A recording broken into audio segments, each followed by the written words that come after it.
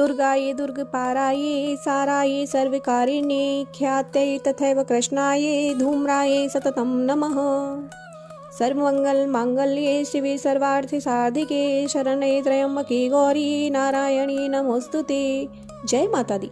आप सभी भक्तों को गुप्त नवरात्रि के 8वें दिन की हार्दिक शुभकामनाएं। आप सभी भक्तों पर माता रानी की कृपा हमेशा बनी रहे। इन्हीं शुभ मंगल कामनाओं के साथ आज का वीडियो शुरू करते हैं। प्रिय भक्तों, आज गुप्त नवरात्रि के 8वें दिन हम श्रवण करेंगे देवी सूक्त, दुर्गा सप्तशती के रहस्य और क्षमा प्रार्थना। देवी सूक्त में सबसे पहले ऋग्वेदोक्त देवी सूक्त का श्रवण करेंगे और उसके बाद तंत्रोक्त देवी सूक्त का तथा दुर्गा सप्तशती के तीनों रहस्य, प्राधानिक रहस्यम, वैकृतिक रहस्यम और मूर्ति रहस्यम का श्रवण करेंगे। तो पूर्ण श्रद्धा के साथ सच्चे हृदय से हम इस पाठ का श्रवण करेंगे। तो प्रेम से बोलिए जय माता दी, जय माँ शेरावाली। सबसे पहले श्रवण करते हैं ऋग्वेदोक्त देवी सूक्त। महर्षि अभ्रन की कन्या वाक महान ब्रह्म ज्ञानिनी थी। उसने देवी के साथ अभिन्नता पाली थी। ये उसके ही उद्गार हैं। भगवती बोली, मैं सच्चिदानंदमयी सर्वात्मा देवी रुद्र, वसु, आदित्य तथा विश्व देव गणों के रूप में विचरती हूँ। मैं ही मित्र और वरुण को, इंद्र और अग्नि को तथा दोनों अश्विनी कुमारों को धारण करती हूँ। मैं ही शत्रुओं का नाश करने वाले आकाशचारी देवता सोम को, त्वष्टा प्रजापति को तथा पूषा और भग को भी धारण करती हूँ। जो हविष्य से संपन्न होकर देवताओं को उत्तम हविष्य की प्राप्ति कराता है तथा उन्हें सोम रस से तृप्त करता है, उस यजमान को मैं ही उत्तम यज्ञ का फल प्रदान करती हूँ। मैं संपूर्ण जगत की अधीश्वरी, अपने उपासकों को धन प्रदान करने वाली, साक्षात्कार करने योग्य पर ब्रह्म को अपने से अभिन्न रूप में जानने वाली तथा पूजनीय देवताओं में प्रधान हूँ। मैं प्रपंच रूप में अनेक भावों में स्थित हूँ। समस्त प्राणियों में मेरा निवास है। अनेक स्थानों में रहने वाले देवगण जहाँ कहीं और जो कुछ भी करते हैं वह सब मेरे लिए ही करते हैं। जो अन्न खाता है वह मेरी शक्ति से ही खाता है। इसी प्रकार जो देखता है, जो सांस लेता है तथा जो कही गई बात को सुनता है वह मेरी ही सहायता से ये सभी कार्य करने में सक्षम होता है। जो मेरे इस रूप को नहीं जानते वे न जानने के कारण ही दीन दशा को प्राप्त होते जाते हैं। हे बहुश्रुत, मैं तुम्हें श्रद्धा से प्राप्त होने वाले ब्रह्म तत्व का उपदेश करती हूँ। सुनो, मैं स्वयं ही देवताओं और मनुष्यों द्वारा सेवित इस दुर्लभ तत्व का वर्णन करती हूँ। मैं जिस जिस मनुष्य की रक्षा करना चाहती हूँ उसको सबसे अधिक शक्तिशाली बना देती हूँ। उसी को सृष्टिकर्ता ब्रह्मा, परोक्ष ज्ञान से संपन्न ऋषि तथा उत्तम मेधा शक्ति से युक्त बनाती हूँ। मैं ही ब्रह्म द्वेषी हिंसक दानवों का संहार करने के लिए रुद्र के धनुष को चढ़ाती हूँ। मैं ही शरणागतों की रक्षा के लिए शत्रुओं से युद्ध करती हूँ। मैं ही इस पृथ्वी और आकाश में सर्वत्र अंतर्यामी रूप में व्याप्त हूँ। मैं ही इस जगत के पिता रूपी आकाश को परमात्मा के ऊपर उत्पन्न करती हूँ। समुद्र यानी समस्त प्राणियों के उत्पत्ति स्थान परमात्मा में तथा जल यानी कि बुद्धि की व्यापक वृत्तियों में मेरे कारण यानी कि कारण रूप चैतन्य ब्रह्म की स्थिति है। इसलिए मैं संपूर्ण भुवन में व्याप्त रहती हूँ तथा उस स्वर्ग लोक का भी अपने शरीर से स्पर्श करती हूँ। मैं कारण रूप से जब संपूर्ण जगत की रचना का आरंभ करती हूँ तब दूसरों की प्रेरणा के बिना स्वयं ही वायु की भांति चलती हूँ और स्वेच्छा से ही कर्म में प्रवृत्त होती हूँ। मैं पृथ्वी और आकाश दोनों से परे हूँ। अपनी महिमा से ही मैं ऐसी हुई हूँ। अब श्रवण करते हैं तंत्रोक्त देवी सूक्त। देवगण बोले, देवी को नमस्कार है। महादेवी शिवा को सदैव नमस्कार है। प्रकृति एवं भद्रा देवी को नमस्कार है। हम नियम पूर्वक जगदम्बा को नमस्कार करते हैं। रौद्रा, नित्या, गौरी एवं धात्री को बार बार नमस्कार है। ज्योत्सनामयी, चंद्र रूपिणी, सुख स्वरूपा देवी को नमस्कार है। शरणागतों का कल्याण करने वाली वृद्धि एवं सिद्ध रूपा देवी को बार बार नमस्कार है। नेत्रती यानी कि असुरों की लक्ष्मी, राजलक्ष्मी तथा सर्वाणी स्वरूपा जगदम्बा को पुनः पुनः नमस्कार है। दुर्गा, दुर्गपारा, सारा, सर्वकारिणी, ख्याति, कृष्णा और धूम्रा देवी को सदैव नमस्कार है। अत्यंत सौम्य तथा अत्यंत रौद्र रूपा देवी को बारंबार नमस्कार है। जगत की आधारभूता कृति देवी को पुनः पुनः नमस्कार है। जो देवी सभी प्राणियों में विष्णु माया के नाम से जानी जाती हैं, उन्हें नमस्कार, उन्हें नमस्कार, उन्हें बारंबार नमस्कार है। जो देवी सभी प्राणियों में चेतना कहलाती हैं, उन्हें नमस्कार, उन्हें नमस्कार, उन्हें बारंबार नमस्कार है। जो देवी सब प्राणियों में बुद्धि रूप में स्थित हैं, उन्हें नमस्कार, उन्हें नमस्कार, उन्हें बारंबार नमस्कार है। जो देवी सभी प्राणियों में निद्रा रूप में स्थित हैं, उन्हें नमस्कार, उन्हें नमस्कार, उन्हें बारंबार नमस्कार है। जो देवी सारे प्राणियों में क्षुधा रूप में स्थित हैं, उन्हें नमस्कार, उन्हें नमस्कार, उन्हें बारंबार नमस्कार है। जो देवी समस्त प्राणियों में छाया रूप में स्थित है, उन्हें नमस्कार, उन्हें नमस्कार, उन्हें बारंबार नमस्कार है। जो देवी सब प्राणियों में शक्ति रूप में स्थित है, उन्हें नमस्कार, उन्हें नमस्कार, उन्हें बारंबार नमस्कार है। जो देवी सभी प्राणियों में तृषा रूप में स्थित है, उन्हें नमस्कार, उन्हें नमस्कार, उन्हें बारंबार नमस्कार है। जो देवी समस्त प्राणियों में क्षमा रूप में स्थित है, उन्हें नमस्कार, उन्हें नमस्कार, उन्हें बारंबार नमस्कार है। जो देवी सभी प्राणियों में लज्जा रूप में स्थित है, उन्हें नमस्कार, उन्हें नमस्कार, उन्हें बारंबार नमस्कार है। जो देवी सब प्राणियों में शांत रूप में स्थित है, उन्हें नमस्कार, उन्हें नमस्कार, उन्हें बारंबार नमस्कार है। जो देवी सारे प्राणियों में श्रद्धा रूप में स्थित है, उन्हें नमस्कार, उन्हें नमस्कार, उन्हें बारंबार नमस्कार है। जो देवी सभी प्राणियों में कांति रूप में स्थित है, उन्हें नमस्कार, उन्हें नमस्कार, उन्हें बारंबार नमस्कार है। जो देवी सब प्राणियों में लक्ष्मी रूप में स्थित है, उन्हें नमस्कार, उन्हें नमस्कार, उन्हें बारंबार नमस्कार है। जो देवी सभी प्राणियों में वृत्ति रूप में स्थित है, उन्हें नमस्कार, उन्हें नमस्कार, उन्हें बारंबार नमस्कार है। जो देवी सारे प्राणियों में स्मृति रूप में स्थित है, उन्हें नमस्कार, उन्हें नमस्कार, उन्हें बारंबार नमस्कार है। जो देवी सब प्राणियों में दया रूप में स्थित है, उन्हें नमस्कार, उन्हें नमस्कार, उन्हें बारंबार नमस्कार है। जो देवी समस्त प्राणियों में तुष्ट रूप में स्थित है, उन्हें नमस्कार, उन्हें नमस्कार, उन्हें बारंबार नमस्कार है। जो देवी सभी प्राणियों में माता रूप में स्थित है, उन्हें नमस्कार, उन्हें नमस्कार, उन्हें बारंबार नमस्कार है। जो देवी समस्त प्राणियों में भ्रांति रूप में स्थित है, उन्हें नमस्कार, उन्हें नमस्कार, उन्हें बारंबार नमस्कार है। जीवों के इंद्रिय वर्ग की अधिष्ठात्री एवं सभी प्राणियों में सदा व्याप्त रहने वाली व्याप्ति देवी को बारंबार नमस्कार है। जो देवी चैतन्य रूप में इस संपूर्ण विश्व को व्याप्त करके स्थित हैं, उन्हें नमस्कार, उन्हें नमस्कार, उन्हें बारंबार नमस्कार है। पूर्व काल में अपने अभीष्ट को पाकर देवताओं ने जिनकी स्तुति की तथा देवराज इंद्र ने बहुत दिनों तक जिनकी सेवा की, वे कल्याण की साधना भूता ईश्वरी हमारा कल्याण और मंगल करें तथा सारी विपत्तियों का नाश करें। दुष्ट दैत्यों से सताए हुए हम सभी देवता जिन परमेश्वरी को इस समय नमस्कार करते हैं तथा जो भक्ति से विनम्र पुरुषों द्वारा स्मरण किए जाने पर तत्काल ही सारी विपत्तियों का नाश कर देती हैं, वे जगदम्बा हमारा संकट दूर करें, हमारा संकट दूर करें। प्रिय भक्तों, अब श्रवण करते हैं प्राधानिक रहस्यम। इस सप्तशती के तीनों रहस्यों प्राधानिक, वैकृतिक व मूर्ति के नारायण ऋषि, अनुष्टुप छंद तथा महाकाली, महालक्ष्मी एवं महासरस्वती देवता हैं। शास्त्रोक्त फल प्राप्त करने के लिए जप में इनका विनियोग होता है। राजा बोले, भगवान आपने देवी चंडिका के अवतारों की कथा मुझे सुनाई। ब्राह्मण, अब इन अवतारों की प्रधान प्रकृति के विषय में बतलाइए। द्विश्रेष्ठ, मुझे देवी के जिस स्वरूप की और जिस विधि से आराधना करनी चाहिए वह स्वरूप और विधि यथार्थ रूप से कहिए।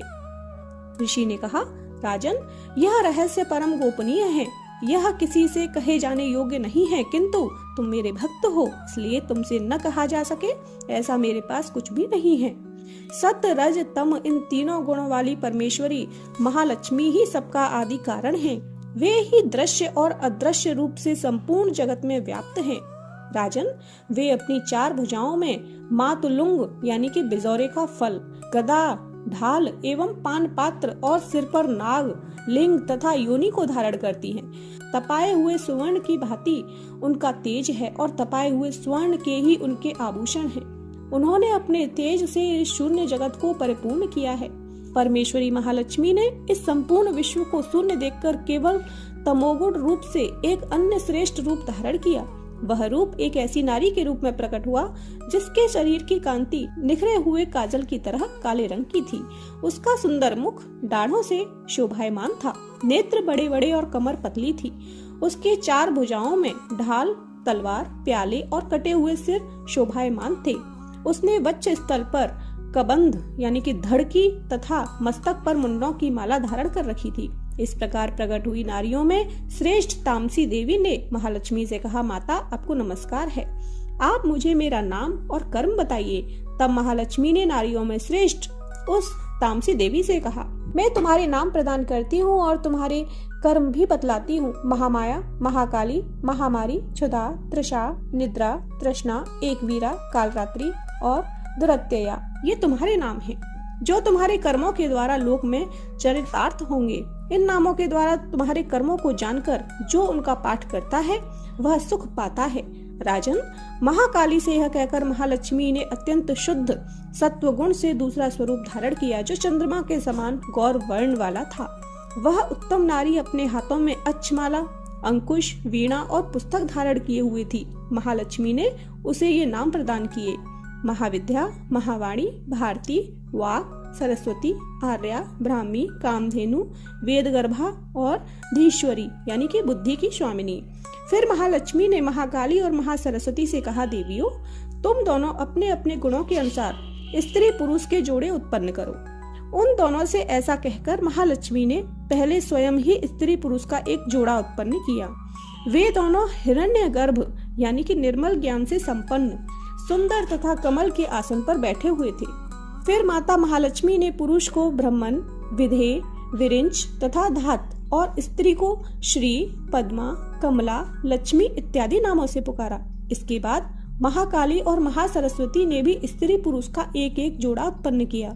महाकाली ने कंठ में नीले चिन्ह युक्त लाल भुजा, श्वेत शरीर और मस्तक पर चंद्रमा का मुकुट धारण करने वाले पुरुष को तथा गौर वर्णा स्त्री को जन्म दिया।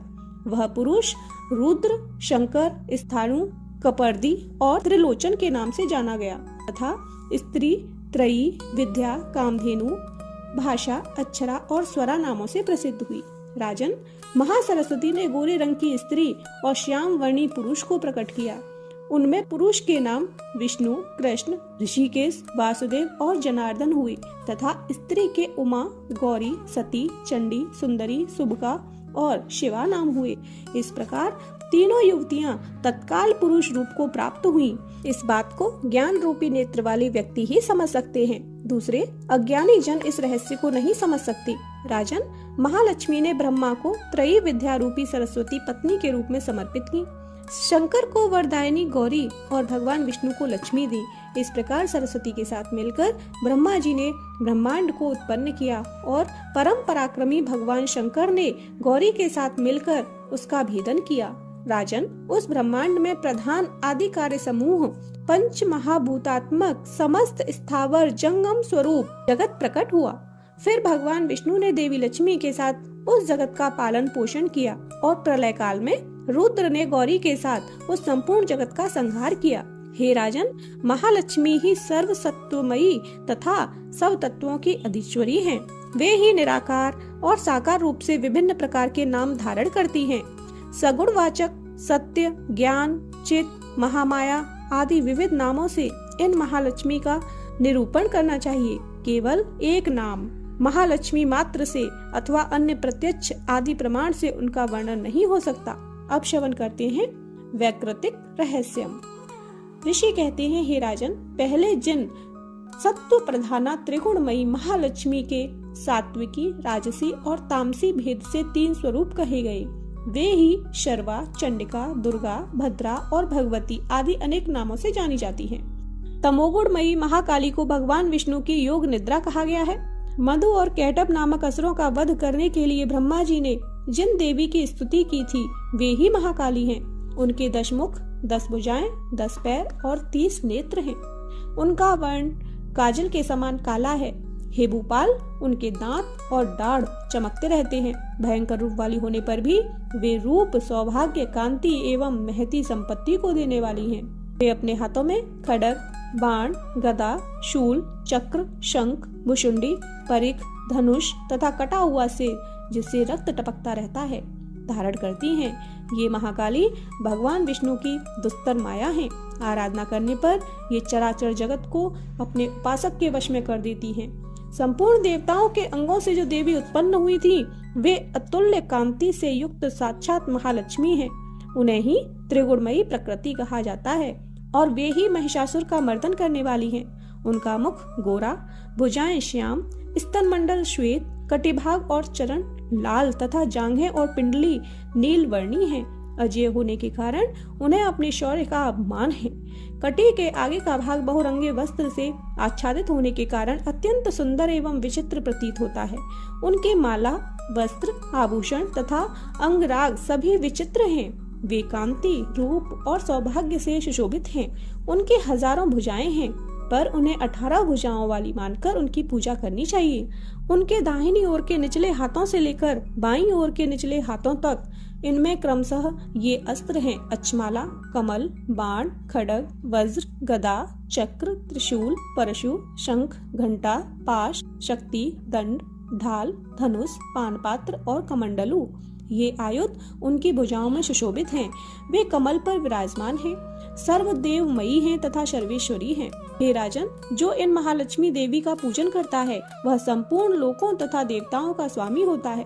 जो एकमात्र सत्वगुण के आश्रित हो देवी पार्वती के शरीर से प्रकट हुई थी तथा जिन्होंने शुंभ नामक असुर को मारा था, वे साक्षात सरस्वती कही गई हैं। हे पृथ्वीपते, उनकी 8 भुजाएं हैं तथा वे अपने हाथों में क्रमशः बाण, मूसल, शूल, चक्र, शंख, घंटा, हल एवं धनुष धारण किए हुए हैं। ये सरस्वती देवी जो निशुंभ का मर्दन तथा शुंभ का संहार करने वाली हैं, भक्ति पूर्वक पूजा किए जाने पर सर्वज्ञता प्रदान करती हैं। हे राजन, इस प्रकार तुम्हें महाकाली आदि तीनों मूर्तियों के स्वरूप बतलाए।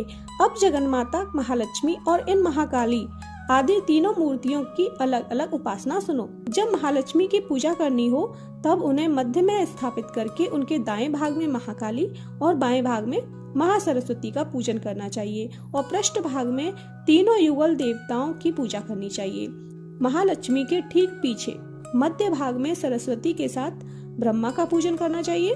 उनके दाहिनी ओर गौरी के साथ रुद्र की तथा बाईं ओर लक्ष्मी सहित विष्णु का पूजन करना चाहिए। महालक्ष्मी आदि तीनों देवियों के सामने इन 3 देवियों की भी पूजा करें। मध्यस्थ महालक्ष्मी के आगे मध्य भाग में 18 भुजाओं वाली महालक्ष्मी, उनके बाईं ओर 10 मुखों वाली महाकाली तथा दाईं ओर 8 भुजाओं वाली महासरस्वती का पूजन करना चाहिए। हे राजन, जब केवल 18 भुजाओं वाली महालक्ष्मी या 10 मुख वाली काली अथवा 8 भुजाओं वाली सरस्वती का पूजन करना हो तब समस्त अरिष्टों की शांति के लिए इनके दाहिनी ओर काल की और बाईं ओर मृत्यु की भी भलीभांति पूजा करनी चाहिए।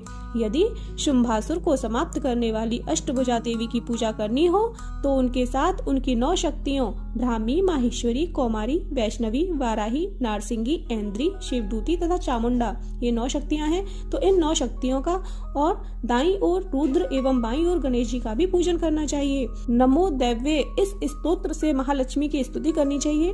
देवी के तीनों अवतारों की पूजा के समय उनके चरित्रों में जो स्तोत्र और मंत्र आए हैं उन्हीं का उपयोग करना चाहिए। 18 भुजाओं वाली महिषासुर मर्दिनी महालक्ष्मी ही मुख्यतः पूजनीय हैं, क्योंकि वे ही महालक्ष्मी, महाकाली तथा महासरस्वती हैं।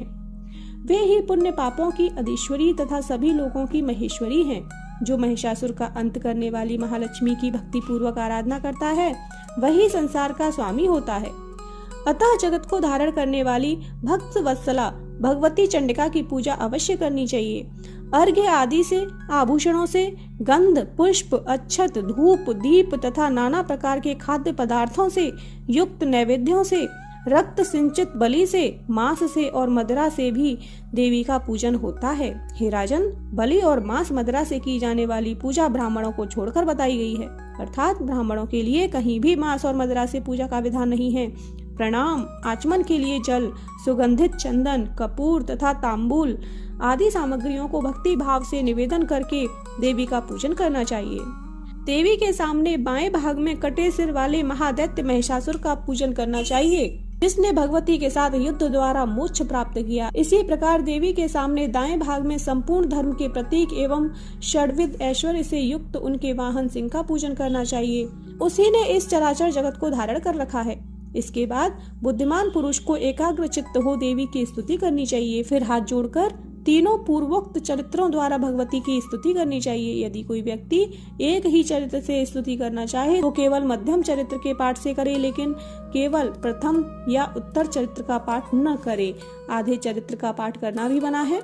जो आधे चरित्र का पाठ करता है उसका पाठ सफल नहीं होता। पाठ समाप्त होने के बाद साधक प्रदक्षिणा और नमस्कार कर तथा आलस्य त्याग कर जगदम्बा का आशीर्वाद लेने के लिए मस्तक पर हाथ जोड़े और उनसे बारंबार त्रुटियों या अपराधों के लिए क्षमा प्रार्थना करे। सप्तशती के प्रत्येक मंत्र रूपी श्लोक से तिल और घृत मिली हुई खीर की आहुति दे अथवा सप्तशती में आए हुए स्तोत्रों के मंत्रों से चंडिका के लिए पवित्र हविष्य का हवन करे। होम के उपरांत एकाग्र चित्त होकर महालक्ष्मी देवी के नाम मंत्रों का उच्चारण करते हुए पुनः उनकी पूजा करे।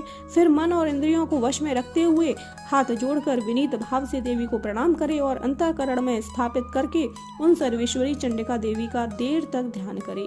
ध्यान करते करते उन्हीं में तन्मय हो जाए। इस प्रकार जो मनुष्य प्रतिदिन भक्ति पूर्वक परमेश्वरी का पूजन करता है वह मनोवांछित सुखों को भोगकर अंत में देवी के लोक में जाता है।